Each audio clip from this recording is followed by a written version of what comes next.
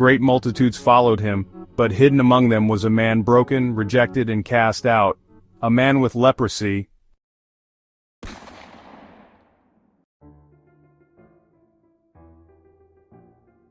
As the first light of dawn crept over the rugged mountain, Jesus descended from the heights where he had been teaching and praying.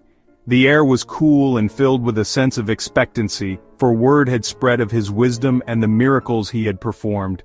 Great multitudes, men and women from distant villages and nearby towns, gathered at the foot of the mountain, eager to see him, to hear his words, and perhaps to witness something extraordinary. They followed him, their hearts full of hope, their eyes fixed on the one who spoke with authority and compassion. The crowd was diverse, young and old, rich and poor, the healthy and the afflicted, all drawn together by a longing for healing, for truth, and for a glimpse of the divine. Suddenly, from among the multitude, a man emerged, his appearance marked by suffering and isolation.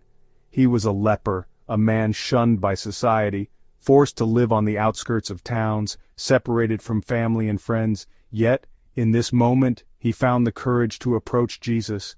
With humility and reverence, he knelt before him, his voice trembling with both hope and desperation. "Lord, if you are willing, you can make me clean." These words were more than a plea for physical healing. They were an act of faith, a recognition of Jesus' power and mercy. The crowd watched in silence, some recoiling in fear of the man's disease, others moved by his boldness and vulnerability. In a world where lepers were untouchable, where fear and stigma kept them apart from all others, Jesus did the unthinkable. He reached out his hand, closing the distance between himself and the suffering man. With a voice full of kindness and authority, he said, "I am willing. Be cleansed." In that simple, powerful gesture, Jesus not only offered healing but also restored dignity and hope to a man who had known only rejection.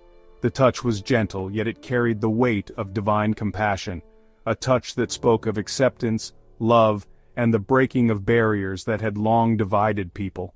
Instantly, before the eyes of all who watched, the leprosy vanished. The man's skin was restored, smooth and healthy, the marks of his suffering erased in a moment. The transformation was complete and undeniable, a miracle that left the crowd in awe.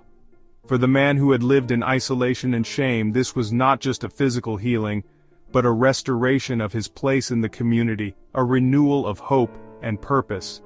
The air was filled with a